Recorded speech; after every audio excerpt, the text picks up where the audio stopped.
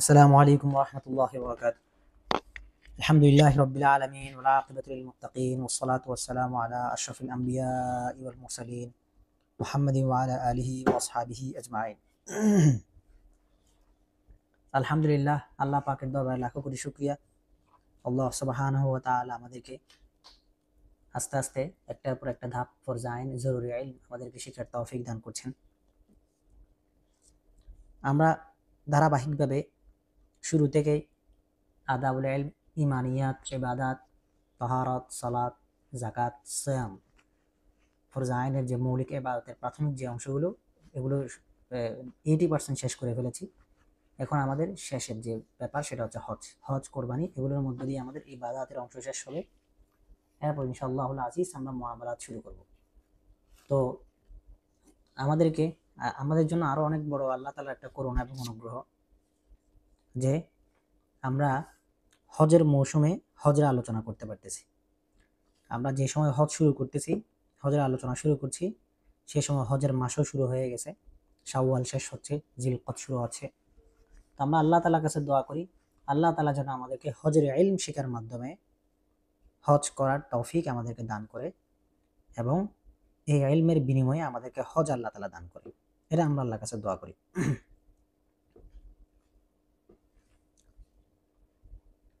তো প্রথমেই আমরা আজকের দরসে আমরা হজের প্রাসঙ্গিক এবং প্রাথমিক কথাগুলো বলবো। হজের হাকিকত, হজ কেন আল্লাহ তাআলা আমাদেরকে দিয়েছেন, হজের স্মৃতি, হজ করতেই শুরু হয়েছে, কিভাবে শুরু হয়েছে, হজের ঐতিহাসিক প্রেক্ষাপট, এগুলো সবগুলো আমরা আজকে আলোচনা করব।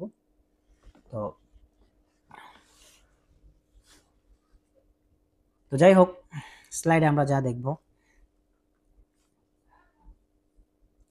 তো সেই আলোচনাগুলোই আমরা শুরু করছি।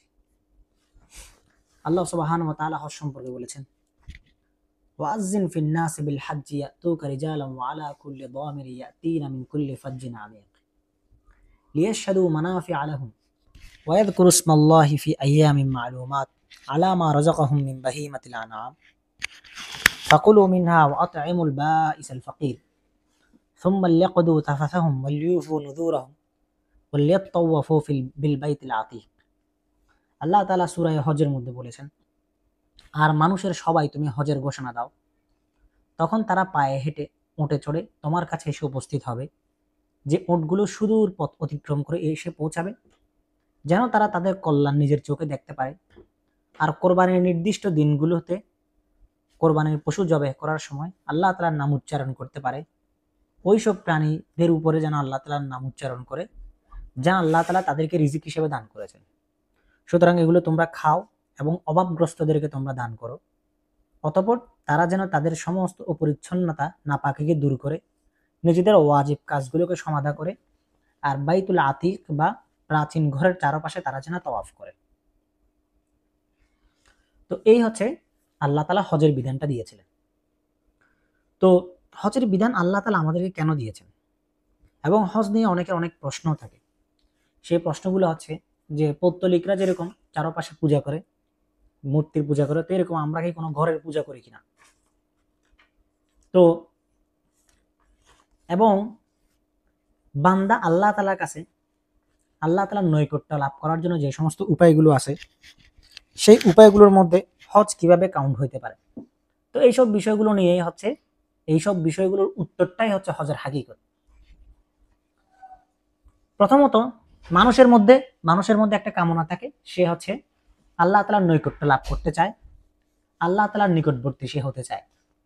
এজন্যই আল্লাহ সুবহানাহু ওয়া তাআলা রাসূল সাল্লাল্লাহু আলাইহি সাল্লামকে বলেছেন, ওয়া ইযা সাআলাকা ইবাদি আন্নী ফাইন্নী করিব উজিবু দাওয়াতাদ দাঈ ইযা দাআন ফালইস্তাজিবু লি ওয়াল ইউমিনু বি লাআল্লাহুম ইয়ারশুদুন। আর যখন আমার বান্দা আমার সম্পর্কে আপনার কাছে জিজ্ঞেস করবে, তখন আপনি বলে দেন, আমি তো কাছেই আছি। আমি তো যে আমাকে কাছে চায়, আমাকে ডাকে, আমি তার ডাকে সাড়া দিই যখন সে আমাকে ডাকে। সুতরাং তাদেরও উচিত আমার সমস্ত বিধান মেনে নেওয়া, আমার উপর ঈমান আনা। যদি এটা করে তাহলে তারা নিঃসন্দেহে পথপ্রাপ্ত হবে। এরকম আল্লাহ তাআলাকে পাওয়ার জন্য, আল্লাহ তাআলার নৈকট্য লাভের জন্য আল্লাহ তাআলা কিছু শাআইর বা শিআর দিয়েছেন, যার অর্থ হলো চিহ্ন। এখন এই আল্লাহ তাআলা তার বান্দাদের জন্য কিছু জড় বস্তু নির্ধারিত করে দিয়েছেন, যেগুলো কোনো না কোনো দিক থেকে আল্লাহ তাআলার মহান সত্তার সাথে পবিত্রতার সম্পর্ক রাখে এবং সেই জায়গাগুলোর মধ্যে, সেই চিহ্নগুলোর মধ্যে আল্লাহ তাআলার রহমত এবং করুণা ঘটে, করুণা নাজিল হয়। এগুলো আল্লাহ তাআলার দেওয়া, আল্লাহ তাআলা নির্ধারণ করে দেওয়া। একটা হচ্ছে বান্দা নিজে নিজে কিছু নির্ধারণ করে সেটাকে আল্লাহ তাআলার নৈকট্য লাভের উপায় মনে করা। আরেকটা হচ্ছে যে এগুলো আল্লাহ তাআলার দেওয়া, আল্লাহ তাআলা কোনো কিছু নির্ধারণ করে দিবেন, সেগুলোকে গ্রহণ করা। তো যেগুলো আল্লাহ তাআলা নির্ধারিত করে দিবেন সেগুলো হচ্ছে শাআইরুল্লাহ বা আল্লাহ তাআলার চিহ্ন, সেগুলোকে সম্মান করা, সেগুলোর প্রতি তাজিম রাখা, সেগুলোকে মহাব্বত করা এবং সেগুলোর মাধ্যমে আল্লাহ তাআলাকে পাওয়ার চেষ্টা করাটা হচ্ছে কি আল্লাহ তাআলার শার। এখানে ওই জিনিসগুলোর কোনো কৃতিত্ব নাই, বরং আল্লাহ তাআলা নির্ধারণ করে দেওয়ার কারণে ওই জিনিসগুলোর মর্যাদা বাড়ছে। যেমন হযরত ওমর রাদিয়াল্লাহু তাআলা আনহু হাজরা আসওয়াদের চুমু খেয়ে বলতেন যে, হে হাজরা আসওয়াদ, তোমাকে যদি রাসূলুল্লাহ সাল্লাল্লাহু আলাইহি সাল্লাম চুমু না খাইতেন তাহলে আমি তোমাকে চুমু খাইতাম না। অর্থাৎ কি আল্লাহ তাআলা দেওয়ার কারণে জিনিসটা সম্মানিত হয়েছে, যদিও ব্যক্তিগতভাবে এটা নিজের জায়গায় সম্মানিত ছিল না। এজন্য আল্লাহ তাআলা বলছেন, ওমাই ইউআযযিম শাআইরাল্লাহি ফাইন্নাহা মিন তাকওয়াল কুলুব, যারা শাআইরুল্লাহ বা আল্লাহ তাআলার প্রতি শ্রদ্ধা জ্ঞাপন করবে, আল্লাহ তাআলার জিনিসপত্রগুলোর প্রতি সম্মান করবে, চিহ্নগুলোর প্রতি, এটা তাদের তাকওয়ার, অন্তরের তাকওয়ার অংশ। আর এক জায়গায় আল্লাহ তাআলা বলছেন, যালিকা ওমাই ইউআযযিম হুরুমাতিল্লাহি ফাহুয়া খায়রুল লাহু ইনদা রাব্বিহ, আর যারা আল্লাহ তাআলার মহান বিধানগুলোর প্রতি শ্রদ্ধাবান হবে তা তাদের জন্য আল্লাহ তাআলার নিকট কল্যাণকর হবে। এটা হচ্ছে কি আল্লাহ তাআলার বাণী। তো এইটা হচ্ছে চিহ্নের পার্থক্য। হজের হাকিকতটা কেন আল্লাহ তাআলা দিয়েছেন, এটা হচ্ছে চিহ্নের পার্থক্যটা। এখন আমরা এইটা হজের হাকিকত, এখন হজের উদ্দেশ্যটা কি, হজের উদ্দেশ্য কেন আল্লাহ তাআলা আল্লাহ তাআলার জন্য আমরা হজে যাব। তো কেন, কারণ হলো মানুষের মনের মধ্যে কোনো কিছুর প্রতি নিজেকে আত্মসমর্পিত করা, কোনো কিছুর প্রতি ভালোবাসা প্রদর্শন করা, এটা মানুষের একটা সাইকোলজি। মানুষ কোনো না কোনো কিছুর প্রতি কখনো না কখনো সে সবসময় প্রেম অনুভব করবেই। মানুষের হৃদয়টাকে আল্লাহ তাআলা এমনভাবে মেকানিজম করছেন, এমনভাবে সিস্টেম করছেন যে সে সব সময় কোনো না কোনো কিছুকে ভালোবাসতে চাবে। সেটা মানুষ হতে পারে, জিনিস হতে পারে, বস্তু হতে পারে, যে কোনো কিছু হতে পারে। তো মানুষের এই ভালোবাসার অনুভূতি দিয়ে কখনোই মানুষ বের হতে পারে না। তার কোনো না কোনো অবলম্বন প্রয়োজন, যেটাকে সে ভালোবাসবে, নিজের জন্য কাছের মনে করবে। তো এই ভালোবাসাটাকে যদি আল্লাহ তাআলা কোনো একটা নির্ধারিত স্থান, নির্ধারিত ব্যক্তির সাথে সংশ্লিষ্ট করে না দিতেন, তাহলে শয়তান সেটাকে নিয়ে খেলা করার সুযোগ পেত। এজন্যই আল্লাহ তাআলা এটাকে কি করে দিয়েছেন, সম্পৃক্ত করে দিয়েছেন। তো এই সম্পৃক্ততার একটা উদাহরণ হলো কি, একটা উদাহরণ হলো বাইতুল্লাহ। বাইতুল্লাহর সাথে সম্পৃক্ত আল্লাহ তাআলা যে সমস্ত নিদর্শনগুলো আছে, এটা মানুষ তার রবকে ভালোবাসার কি, মানুষ তার রবের প্রতি ভালোবাসার যে একটা অনুভূতি, সেটাকে প্রকাশ করতে পারে। এজন্য আল্লাহ তাআলা বলছেন, ওয়াইদ বাওয়ানা লিইব্রাহিম মাকানাল বাইতি আল্লা তুশরিক বি শাইআ ওয়া তাহহির বাইতিয়া লিত-তাইফিনা ওয়াল কাইমিনা ওয়ার রুকআইস সুজুদ ওয়াযিন ফিন নাসি বিল হজ্জি ইয়াতুকা রিজালা। অর্থাৎ যে আয়াতটা আমি আগে তেলাওয়াত করেছিলাম, এই আয়াতটা দিয়ে আল্লাহ তাআলা কি করে দিয়েছেন, মানুষের মনের মধ্যে ভালোবাসার সংশ্লিষ্টতাটা কাবার সাথে তৈরি করে দিয়েছেন। ইমাম গাজ্জালী রাহমাতুল্লাহি আলাইহি লিখেছেন, তার ইহইয়াউল উলুমের মধ্যে লিখেছেন, ঠিক আছে, মানুষের মনের মধ্যে যদি আল্লাহ তাআলার প্রেম, আল্লাহ তাআলাকে পাওয়ার আকাঙ্ক্ষা থাকে, তাহলে মুসলমানরা অবশ্যই সেই পাওয়ার, সেই প্রয়োজনীয়তার সমস্ত অবলম্বন এবং সমস্ত ব্যবস্থাকে সে গ্রহণ করবে। কারণ একজন প্রেমিকের হৃদয়ে সবসময় এমন প্রত্যেকটা বস্তুই পবিত্র এবং সুন্দর হয়ে দেখা দেয়, যেটার ক্ষুদ্রতম সম্পর্ক তার প্রেমিকার সাথে বা তার প্রেমাস্পদের সাথে থাকে। ঠিক আছে, ওই একটা কবিতা আছে না, যে এই মানে অপ্রাসঙ্গিক তবু বলি, লাইলি মজনুর যে কথাগুলো আমরা শুনি, মজনুর নাম ছিল কাইস ইবনুল মুলাওয়াহ। মজনুন মানে পাগল, পরবর্তীতে সে লাইলির প্রেমে পাগল হয়ে গেছিল, এজন্য মজনুন হয়ে গেছিল আর কি। তো মূলত সে ছিল কাইস ইবনুল মুলাওয়াহ, সে অনেক কবিতা লিখত। তো সে একটা কবিতা লিখেছিল, আমরু আলা দিয়ারি দিয়ার লাইলা উকাব্বিলু যাল জিদারি ওয়া যাল জিদার ওয়া মা হুব্বুদ দিয়ারি শাগাফনা কলবি ওয়ালাকিন হুব্বু মান ওয়ারা আল জিদার। কবিতার অর্থ হচ্ছে যে আমি লাইলির ঘরের দেয়াল আশেপাশে ঘুরতে থাকি, ঠিক আছে, এবং এক দেয়াল থেকে অপর দেয়ালে যাই এবং সেখানে চুমু খাই দেয়ালে দেয়ালে। তো মানুষ মনে করতে পারে যে আমি দেয়ালের প্রেমে আসক্ত হয়ে পড়ছি। আসলে দেয়ালের সাথে আমার কোনো প্রেম নাই, আমার প্রেম হচ্ছে দেয়ালের ওই পাশে যে আছে তার সাথে। বুঝে আসছে?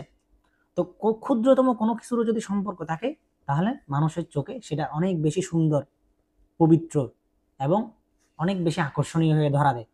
এটা মানুষের সাইকোলজি।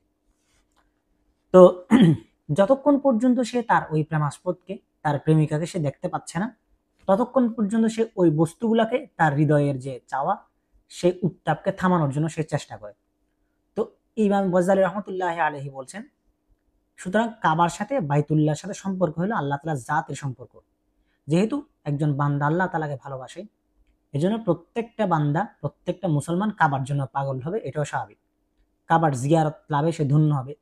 কাবার জিয়ারত তার দেহ মনকে সবসময় চঞ্চল উন্মুখ করবে। ঠিক আছে?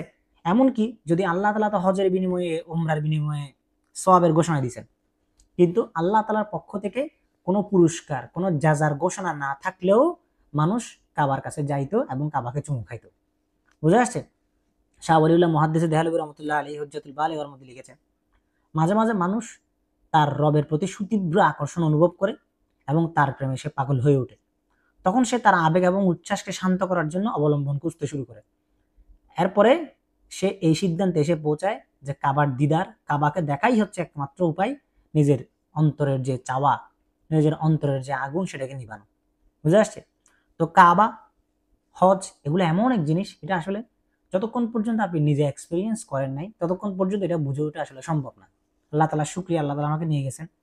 এটা আমি ততক্ষণ পর্যন্ত রিয়েলাইজ করতে পারি নাই যতক্ষণ পর্যন্ত আমি দূর থেকে কাবাকে দেখিনি। এটা একটা বাস্তবতা। আল্লাহ তাআলা আমাদেরকে হজ্জে বাইতুল্লাহ এবং কাবার দিদার সবাইকে নসিব করুক, বা যাদেরকে একবার নসিব হয়েছে আল্লাহ তাআলা তাদেরকে বারবার নিয়ে যান। এই একটা কালো ঘর, কালো গিলাফে ঘেরা ঘর, হাজার হাজার বছর ধরে নানান মানুষের প্রেমের, ভালোবাসার শত শত ইতিহাসের উপাখ্যান হয়ে, সাক্ষী হয়ে দাঁড়িয়ে আছে। কাবাকে দেখার পরে এমন মনে হবে যে আপনি আর আপনার ভিতরে নাই। আমি আম্মার যখন কাবার সামনে দাঁড়াইছি, আমার মনে হয়েছে যে আমি অন্য এক আম্মার, আমার ভিতর থেকে আমার নিজের সত্তা বের হয়ে চলে গেছে। এটা এমন এক জিনিস যেটা মানুষকে একদম বিগলিত করে ফেলে। তো এই বিগলিত অনুভবটা আসলে কোত্থেকে আসে? এটা আসলে কাবা আপনাকে অনুভূতিটা দিচ্ছে না। কাবাকে দেখার কারণে আপনার এই অনুভূতিটা হচ্ছে, ব্যাপারটা এমন না। ব্যাপারটা এমন হচ্ছে আপনার রবের প্রতি ভালোবাসা। আল্লাহ তাআলার, আল্লাহ তাআলা এই ঘরকে নিজের ঘর বলছেন। এই ঘরের সাথে আল্লাহ তাআলা নিজের জাতকে সম্পৃক্ত করছেন। এই অনুভূতিটা এতটাই আপনাকে কাবু করে ফেলে যে ইট পাথরের এই একটা কি স্কয়ার একটা জিনিস আপনাকে কি করে দিচ্ছে, একদম পাগল বানায় ফেলতেছে। বুঝে আসছে? তো এটা কখনো ভাষায় বর্ণনা করা সম্ভব না, কখনো কোনো অনুভূতি দিয়ে প্রকাশ করা সম্ভব না। এটা এমন এক অনুভূতি, যে অনুভূতিটা একজন মানুষ হাকিকতান, বাস্তবে যখন সে সামনে যায়, তখনই একমাত্র সেটা কি করতে পারে, সে অনুভব করতে পারে। এটা কোনো ভাষা নাই। কাবা এমন এক জিনিস। ঠিক আছে? আমার ব্যক্তিগত অভিজ্ঞতা, মানে ধরেন মদিনার প্রতি তো সবার ভালোবাসা থাকে। মদিনা তো আল্লাহ রাসূল সাল্লাল্লাহু আলাইহি ওয়াসাল্লামের এই ধারা, এবং মদিনায় আল্লাহ সাল্লাল্লাহু আলাইহি সাল্লাম আছেন, এবং আল্লাহর রাসূলের উপরেই তো হজের বিধান, কাবার চারপাশে ঘোরার বিধানটা আসছে। তারপরও কাবা তো কাবাই।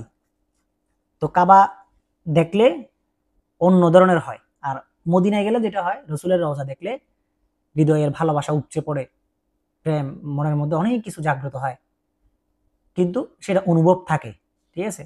কিন্তু কাবাটা এমন যে আপনার অনুভব শুদ্ধ কি করে ফেলবে, একদম আপনাকে জড়, স্থবির বানাই দিবে। মনে হবে যে কি যে আপনার পায়ের নিচে সব মাটি সরে যাচ্ছে, এবং আপনি হচ্ছে হয় উপর দিকে উঠে যাচ্ছেন, আপনার আশেপাশে শত শত শব্দ হচ্ছে, আওয়াজ হচ্ছে, অনেক মানুষ তাকবীর তাহলিল পড়তেছে, চিৎকার চেঁচামেচি হচ্ছে, ঠিক আছে, পুলিশরা সরাই দিচ্ছে, কিন্তু আপনার মনে হবে আপনি কোনো কিছু শুনতে পাচ্ছেন না। আপনার কান মাথা সব ঝিঝি করতে শুরু করবে। এগুলো হচ্ছে এক ধরনের অনুভূতি হয় কাবাকে দেখলে। আর মদিনায় গেলে যেটা হয় সেটা হচ্ছে দিল ভেঙ্গে, অন্তর ভেঙ্গে কান্না আসে, চোখ ফেটে যায়। বুঝে আসছে? এবং পুরো সিরাত চোখের সামনে ভাসতে থাকে। তো এটা আসলে আমি যতই ভাষা দিয়ে আপনাদেরকে বুঝাই, এটা আসলে 0%ও না, যতক্ষণ পর্যন্ত আপনি নিজের চোখে দেখেন নাই। তো আল্লাহ তাআলা আমাদেরকে সেখানে নিয়ে যাক সবাইকে। তো এই হচ্ছে কি হজের উদ্দেশ্য, কেন আমরা হজের সে উচ্ছ্বাস ধারণ করি। বুঝে আসছে? এরপর আরেকটা ব্যাপার হলো, হজ আমরা কেন করি? হজ আমরা এই জন্যই করি, বা কাবায় আমরা এই জন্যই যাই, যেন আমাদের বুদ্ধির উপরে, আমাদের আকলের উপরে আল্লাহ তাআলার প্রতি প্রেমটা প্রাধান্য পায়। আমরা শরীয়তকে, ইসলামকে কেন মেনে নিয়েছি? ইসলাম এবং শরীয়তকে আমরা এই কারণেই মেনে নিয়েছি যে আমরা কোনো যুক্তির ক্ষুরধার বর্ণনা দিয়ে বা কোনো ধারালো যুক্তি দিয়ে আমরা আল্লাহ তাআলাকে পাইতে চাইনি, আমরা আল্লাহ তাআলাকে ভালোবেসে আল্লাহ তাআলাকে পাইতে চাইছি। তো এই ভালোবাসার অনুভবটা যে আকলের উপরে প্রাধান্য দেওয়াটা জরুরি, এটা আপনি কাবায় গেলে বুঝে আসবে, এটা হজে গেলে বুঝে আসবে। আপনি যদি যুক্তি দিয়ে খুঁজতে চান, লজিক দিয়ে খুঁজতে চান, তাহলে আপনার মধ্যে কোনো জবাবই পাবেন না। কেন আমি সাফা মারোয়ার মধ্যে দৌড়তেছি? আপনি যুক্তি দিয়ে চিন্তা করেন তো, অঙ্ক করেন তো, কিন্তু সে অঙ্কের কোনো সমাধান আপনার কাছে আসবে না। কেন আপনি একটা কালো ঘরের চারপাশে 7 বার তওয়াফ করতেছেন? বুঝে আসবে না। কেন আপনি আপনার মাথার চুলগুলো ফেলতেছেন বা একটু করে কাটতেছেন? মেয়েরা একটু করে কাটে, ছেলেরা পুরাটা ফেলে দিচ্ছে। তারপর হচ্ছে কেন আপনি জমজমের পানি পান করতেছেন? কেন আপনি মাকাম ইব্রাহিমের পিছনে নামাজ 2 রাকাত নামাজ পড়তেছেন? কেন আপনি হাজার আসওয়াদে চুমু খাচ্ছেন, রুকনি ইয়ামানি ধরতেছেন? এই জিনিসগুলো আপনি লজিক দিয়ে চিন্তা করতে গেলে কখনোই আপনার সামনে কোনো সমাধান আসবে না। কিন্তু আপনি যখন এই জিনিসটাকে আপনি অন্তর দিয়ে ধারণ করবেন এবং ভালোবাসা দিয়ে বোঝার চেষ্টা করবেন, তখন আপনার কাছে আসলে মনে হবে উত্তর সবগুলো পেয়ে যাবেন। যে আমি হাজরা আসওয়াদে এই জন্যই চুমু খাচ্ছি যেহেতু এটা বেহেশতি পাথর। যদিও বেহেশতি পাথরের ব্যাপারে আপনার কাছে কোনো স্পষ্ট প্রমাণ নাই, আপনি দেখেন নাই এই পাথরটা বেহেশতি দিয়ে কিভাবে আসছে, আপনি আদম আলাইহিস সালামকে দেখেন নাই, আপনি ইব্রাহিম আলাইহিস সালামকে এই মাকাম ইব্রাহিমের উপরে দাঁড়ায় কাবাঘর বানাতে দেখেন নাই। কিন্তু আপনি যখন মাকাম ইব্রাহিমের দিকে তাকাচ্ছেন, তখন আপনি ওই পায়ের ছাপ দেখে আপনার মনের মধ্যে একটা বিগলিত হয়ে যাচ্ছে, আপনার অন্তরটা গলে যাচ্ছে, আপনার অন্তরটা উষ্ণ হয়ে উঠতেছে এই ভেবে যে এই তো সেই পায়ের ছাপ, যে পায়ের উপরে সাইয়্যিদুনা ইব্রাহিম আলাইহিস সালাম দাঁড়াইছেন, দাঁড়িয়ে একটার উপর একটা কাবাঘরের পাথরগুলো রাখছেন।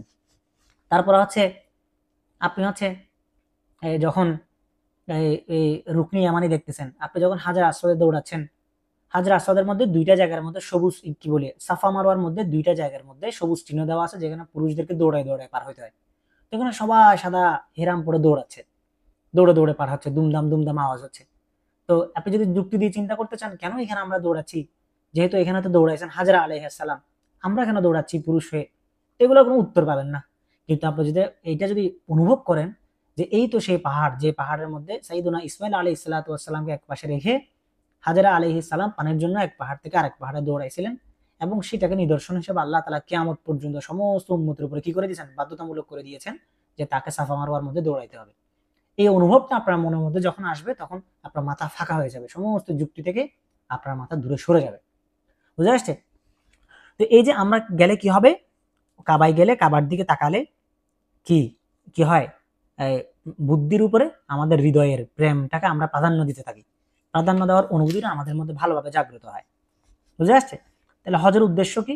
হজের উদ্দেশ্য হচ্ছে আকলকে সব ধরনের কর্তৃত্ব, সব ধরনের বুদ্ধিবৃত্তি থেকে বের করে নফসকে তার অভ্যস্ত পথ থেকে সরিয়ে এনে এক নতুন পথের পথিক বানানো। কারণ আকল এবং বুদ্ধি হচ্ছে যে কোনো কাজের, আকল এবং বুদ্ধি মানুষকে ওই সব কাজের প্রতি আগ্রহী করে তোলে যেসব কাজের প্রতি মানুষের স্বভাব এবং ফিতরত আগ্রহী হয়, এবং সে আগ্রহ তাকে ওই কাজটা করতে উদ্বুদ্ধ করে। কিন্তু ফলে কি হয়, সেখানে আব্দিয়ত, আপনি যা করে বান্দা, আল্লাহর সামনে যা আপনাকে পরিপূর্ণ অবনত হইতে হবে, সেই জিনিসটার প্রকাশটা পরিপূর্ণভাবে ঘটে না। কিন্তু আপনি যখন আকল এবং বুদ্ধির বাইরে গিয়ে এমন কোনো কাজ করবেন শুধু প্রেমের জন্য, তখন আপনার সেই প্রেমটা আপনার কর্মকাণ্ড দিয়ে কি হবে, প্রকাশিত হবে। ঠিক আছে? তো আমরা কি করতেছি, লাব্বাইক আল্লাহুম্মা লাব্বাইক বলতেছি এখানে গিয়ে। তো এটাই মূলত যথেষ্ট, এতটুকুই বোঝাটাই যথেষ্ট যে আমরা হজটা, আমরা তাওয়াফটা কেন করি। তারপর হচ্ছে আরেকটা উদ্দেশ্য কি হজের, আরেকটা উদ্দেশ্য হচ্ছে আল্লাহ তাআলার হুকুমের গোলামি করা। হজের প্রত্যেকটা রুকন, হজের প্রত্যেকটা আহকাম মানুষের সামনে এই জিনিসটা প্রমাণ করে যে মুসলমান মাত্র আল্লাহ তাআলা আব্দ, আল্লাহ তাআলার দাস। তাই তাকে দেখা যায় একবার সে এসে তাওয়াফে কুদুম করতেছে, আগমনী তাওয়াফ করে 7 বার ঘুরতেছে, আবার তাকে আরাফাতে চলে যেতে হচ্ছে, কত দূর পথ আরাফাতে, এবং কত কঠিন সফর, উঁচু নিচু। এখন অনেক সহজ হয়ে গেছে, কিন্তু একটা সময় তো এগুলা এত ছিল না, ছিল পাহাড়, কত কষ্ট করে করে থাকতে হতো। এখনো হজে প্রচুর মানুষ মারা যায় পায়ের তলায় পড়ে। আবার সেখান থেকে হেঁটে হেঁটে তাকে মুজদালিফায় চলে যেতে হচ্ছে, মুজদালিফা থেকে আবার মিনায় কোরবানি করার জন্য আসতে হচ্ছে, তাবু টাঙ্গিয়ে প্রচন্ড গরমের মধ্যে থাকতে হচ্ছে, এখন তো এসি এসি করে দিচ্ছে। এরকম তাকে এক একটা জায়গা থেকে এক একটা জায়গায় যেতে হচ্ছে এবং প্রচুর কষ্ট তাকে করতে হচ্ছে। ঠিক আছে? হজ অনেক কষ্টকর একটা ইবাদত, আল্লাহ তাআলা তো আপনার গুনাহ এমনি এমনি মাফ করবে না। বলছে না, যে ব্যক্তি হজ এবং উমরা করে, হজ করে ফিরে আসে, রজা কায়াউমিন ওয়ালাদাতহু উম্মুহু, সে এমন ভাবে ফিরে আসে যেন আজকে তার মা তাকে কি করছে, জন্ম দিয়েছে, এরকম নিষ্পাপ হয়ে ফিরে আসে। এরকম নিষ্পাপ হয়ে ফিরে আসার জন্য এরকম করতে হবে, কষ্টগুলো করতে হবে। বুঝে আসছে? তো এরকম তাকে আবার কাবায় ফিরে আসতে হচ্ছে, তওয়াফে জিয়ারা করতে হচ্ছে, তওয়াফে কুদুম করতে হচ্ছে, তওয়াফে বিদা করতে হচ্ছে, এক এক তাওয়াফ তাকে করতে হচ্ছে। এটা হচ্ছে 3 নাম্বার উদ্দেশ্য। 4 নাম্বার হচ্ছে রহমত, আল্লাহ তাআলার রহমত লাভ করা। তো আল্লাহ তাআলার রহমত লাভের কিছু নির্ধারিত স্থান থাকে, সেই স্থানগুলোর মধ্যে সে আসতে পারতেছে। সাইয়েদুনা ইব্রাহিম আলাইহিস সালাতু ওয়াস সালামের স্মৃতি বিজড়িত এই স্থান, প্রত্যেকটা পায়ে পায়ে আপনি কাবার রাস্তায়, মক্কার রাস্তায় হাঁটবেন আর আপনার মনে হইতে থাকবে এই তো সেই পথ যে পথ দিয়ে মুহাম্মদ সাল্লাল্লাহু আলাইহি সাল্লাম হাঁটছেন, এই তো সেই পথ যে পথে শত শত সাহাবী তাবেঈ হাঁটছেন, এই তো সেই ঘর যে ঘরের আশেপাশে মুহাম্মদ সাল্লাল্লাহু আলাইহি সাল্লাম বিশ্রাম করছেন, শুইছেন, হেলান দিছেন। ঠিক আছে? সবাই এখানে সফ তাওয়াফ করছেন, ইবাদত করছেন, বন্দেগী করছেন। এই তো সেই কাবার চত্বর যেখানে নির্যাতন করা হয়েছিল মুহাম্মদ সাল্লাল্লাহু আলাইহি সাল্লামকে। তো এরকম সবগুলা জিনিস আপনার মনের মধ্যে মনে হইতে থাকবে, এবং এই জায়গাগুলোর মধ্যে আল্লাহ তাআলা যে রহমত নাজিল করছেন, আপনি যখন সেই জায়গায় ঢুকবেন তখন আল্লাহ তাআলার রহমত আপনার উপর আসতে থাকবে। আচ্ছা, এই হচ্ছে মূলত হজের উদ্দেশ্য। তাহলে আমরা হজের হাকিকত জানলাম, হজের উদ্দেশ্য জানলাম। তৃতীয়ত হচ্ছে যে হজের মাধ্যমে আসলে মূলত ইব্রাহিম আলাইহিস সালাতু ওয়াস সালামের ঘটনাকে আবার পুনরাবৃত্ত করা হয় প্রত্যেক বছর। সাইয়েদুনা ইব্রাহিম আলাইহিস সালাতু ওয়াস সালাম যখন স্বপ্নে দেখছিলেন যে তার ছেলেকে কোরবানি করা হচ্ছে, প্রত্যেকটা ইভেন্টের সাথে ইব্রাহিম আলাইহিস সালাম সম্পৃক্ত। কাবার সাথে, কাবা ঘর নির্মাণের ক্ষেত্রে ইব্রাহিম আলাইহিস সালামকে বলা হয়েছে যে তোমরা কি করো, আমার জন্য একটা ঘর বানাও, এবং ওতাহির বাইতিয়া লিত-তাওয়াফিনা ওয়াল আকিফিনা ওয়ার রুকআইস সুজুদ, এবং সেই ঘরকে সবসময় পবিত্র রাখো। ইব্রাহিম আলাইহিস সালাতু ওয়াস সালাম হামাদ পাহাড় থেকে পাথর টেনে এনে এই ঘরকে বানাইছিলেন। সেই হামাদ পাহাড়কে জান্নাতি পাহাড় বলা হয়ে থাকে। তারপর হচ্ছে ইব্রাহিম আলাইহিস সালামকে বলা হয়েছে যে এই ঘরকে পবিত্র করো, ইব্রাহিম আলাইহিস সালাম পবিত্র রাখছেন। ইব্রাহিম আলাইহিস সালামকে বলা হয়েছে যে তোমার ছেলেকে তুমি কোরবানি করতে নিয়ে যাও। তো আপনি সেই উঁচু জায়গাটা দেখলে অবাক হয়ে যাবেন। মিনার কত উঁচু পাহাড়ের উপরে সাইয়েদুনা ইব্রাহিম আলাইহিস সালাম ইসমাঈল আলাইহিস সালামকে নিয়ে গেছিলেন কোরবানি করার জন্য, এত কষ্ট করে উপরে উঠে গিয়ে কোরবানি করার জন্য নিয়ে গেছিলেন। আপনি যখন মিনায় যাবেন তখন আপনি সেটা দেখবেন, ইব্রাহিম আলাইহিস সালাতু ওয়াস সালামের সাথে সম্পর্ক আপনার মজবুত হবে। তারপর আপনি আবার আরাফায় আসবেন, আবার মুজদালিফায় আসবেন, আবার শয়তানকে পাথর নিক্ষেপ করবেন। তো প্রত্যেকটা ঘটনার সাথে আপনি যখন সাফা মারওয়া সাই করবেন তখন বুঝতে পারবেন যে এখানে হাজরা আলাইহিস সালাতু ওয়াস সালাম, ইব্রাহিম আলাইহিস সালামের স্ত্রী দৌড়াইছিলেন। আপনি যখন জমজমের পানি পান করবেন তখন আপনার মনের মধ্যে এগুলো আসতে থাকবে। তাহলে ইব্রাহিম আলাইহিস সালাতু ওয়াস সালামের সাথে কি হবে, সম্পর্ক পুনরাবৃত্ত হবে। এরপর ইব্রাহিম আলাইহিস সালাতু ওয়াস সালামের যে ঘটনা আমাদের জানা আছে সেই ঘটনাও আমাদের সামনে পরিষ্কার হবে। ইব্রাহিম আলাইহিস সালাতু ওয়াস সালাম ছিলেন একজন পুরোহিত, আজরের ঘরে জন্ম নেওয়া। তাকে হচ্ছে এলাকা থেকে বের করে দেওয়া হয়েছিল, তিনি মূর্তি ভেঙেছিলেন। সমাজের সমস্ত বদ্ধমূল অবিশ্বাসের বিরুদ্ধে তিনি একাই লড়াই করছিলেন। ঠিক আছে? এবং ইব্রাহিম আলাইহিস সালামকে আল্লাহ তাআলা সুবুদ্ধি দান করেছিলেন। ওয়ালাকাদ আতাইনা ইব্রাহিমা রুশদাহু মিন ক্বাবলু ওয়া কুন্না বিহি আলিমিন। আমি ইব্রাহিমকে দান করেছিলাম কি, সুবুদ্ধি, এবং তার সম্পর্কে আমি অনেক আগে থেকে জানতাম। এই জিনিসগুলা বলা হয়েছিল। তিনি হিজরত করছিলেন, চলে গেছিলেন, দোয়া করছিলেন যে রব্বি জাআল হাযাল বালাদা আমিনা ওয়ারযুক আহলাহু মিনাস সামারাতি মান আমানা মিনহুম বিল্লাহি ওয়াল ইয়াউমিল আখির। এবং বলছিলেন যে হে আল্লাহ, তুমি এই শহরকে নিরাপদ বানাই দাও, আমার বংশের মধ্যে তুমি বরকত দাও, তাদেরকে রিজিক দান করো, সব ধরনের ফল ফলাদি দান করো। এই দোয়াগুলি ইব্রাহিম আলাইহিস সালাতু ওয়াস সালাম করছিলেন। তো এই ইব্রাহিম আলাইহিস সালামের ঘটনা মোটামুটি আমাদের জানা আছে। তাহলে ইব্রাহিম আলাইহিস সালাতু ওয়াস সালামের ঘটনাটা আমাদের সামনে পুনরাবৃত্ত হবে, এবং যার ফলে ইব্রাহিম আলাইহিস সালাতু ওয়াস সালামের সাথে আমাদের কি হবে, সম্পর্ক মজবুত হবে।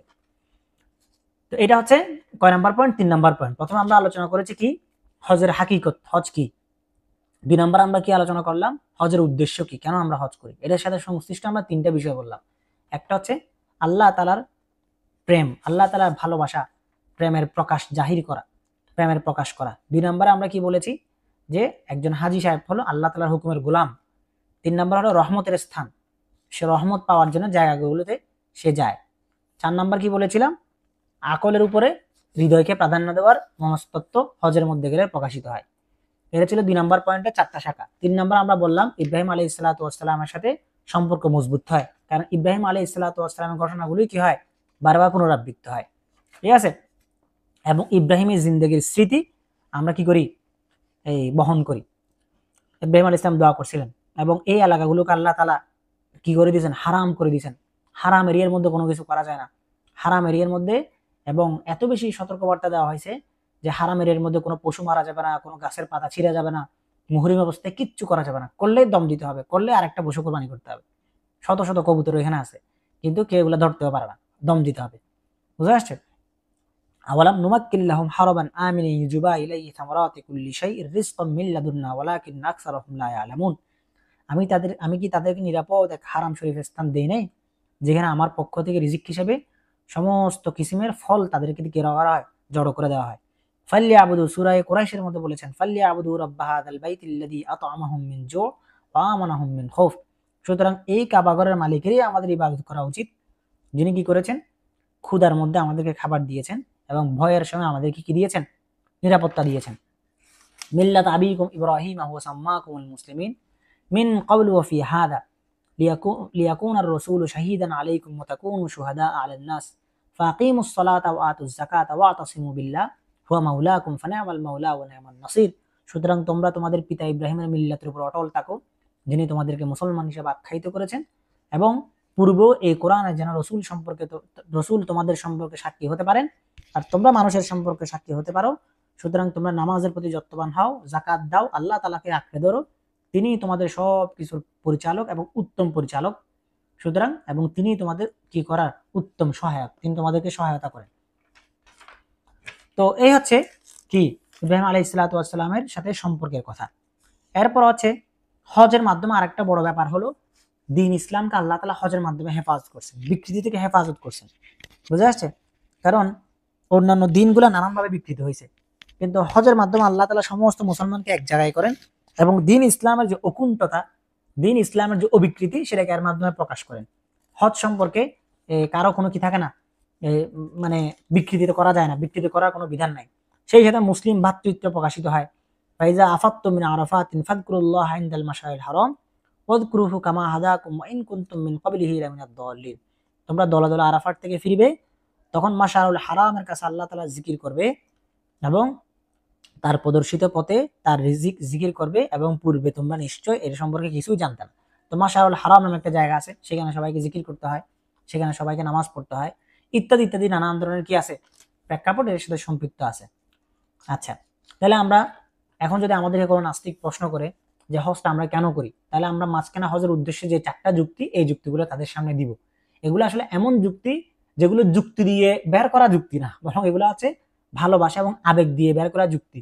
এবং আবেগ যখন বহির্ভূত হয় তখন সেখানে যুক্তি চলে না। যেই জায়গার মধ্যে হচ্ছে মানুষের যুক্তি শেষ হয়, সেখান থেকে আল্লাহ তাআলার প্রেম শুরু হয়।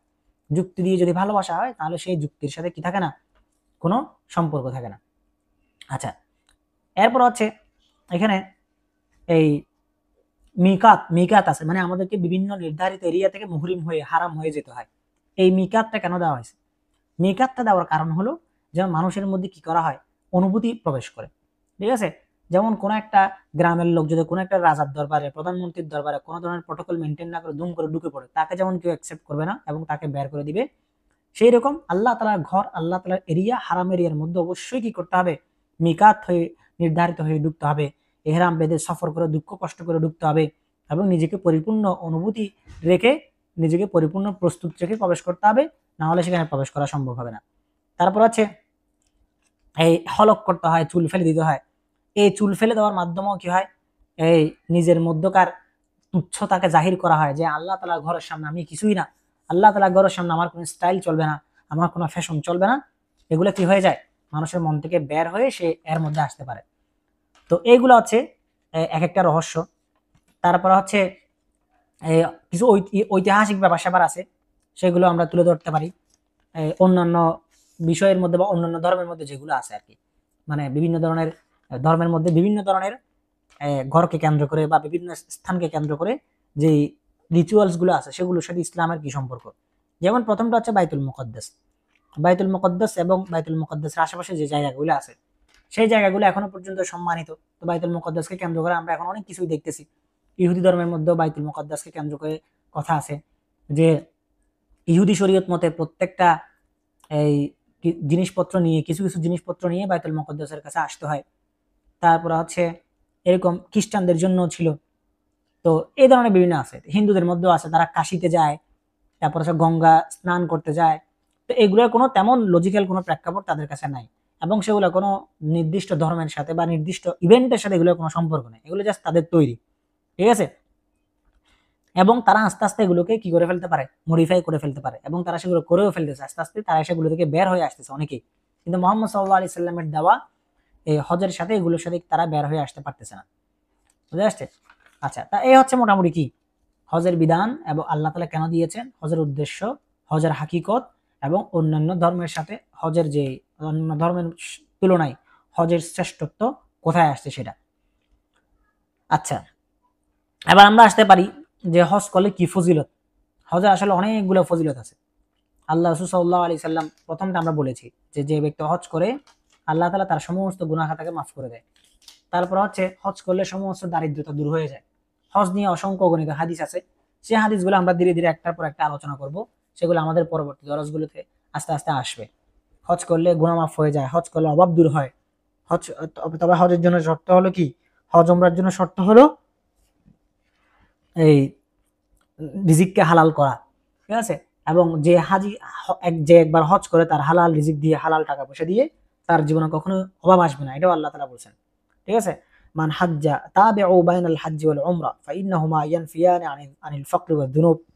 তোমরা হজ এবং উমরা করো, কারণ হজ এবং উমরা করলে কি হবে, অভাব এবং সমস্ত গুনাহ দূর হয়ে যাবে। তো এই বিষয়গুলো আমরা মাথায় রাখবো। আল্লাহ তাআলা আমাদেরকে যেন হজ্জে মাবরুর নসিব করে, এজন্য আমরা আল্লাহ তাআলার কাছে বেশি বেশি দোয়া করব। আল্লাহর ঘর আল্লাহ তাআলা যখন ডাকে তখন ছাড়া কোনো বান্দার পক্ষে কখনো যাওয়া সম্ভব না। বুঝে আসছে?